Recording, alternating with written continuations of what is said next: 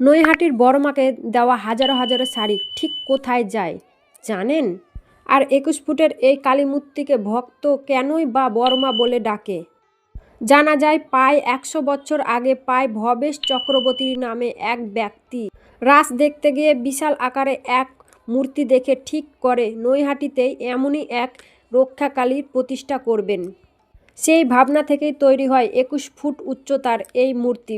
তখন সবাই তাকে ডাকত রক্ষাকালী নামে। কিছু ভক্ত টানে ধীরে ধীরে তিনি হয়ে ওঠেন আমাদের বড়মা। শুনে অবাক হবেন, প্রতিদিন বড়মার উদ্দেশ্যে যে শত শত ফল, হাজারো হাজারো শাড়ি আর যে প্রণামী অর্পণ করা হয় সেগুলো সমস্তটাই চলে যায় হাসপাতাল, অসহায় মানুষ, অভুক্তদের সেবায়। আর সেই কারণেই বোধহয় বলা হয় নৈহাটির বড়মা কেবল মূর্তি নন, তিনি যেন এক জীবন্ত আশীর্বাদ। আপনি কখনো কি বড়মার কাছে গেছেন? গেলে অবশ্যই কমেন্ট করে জানাবেন।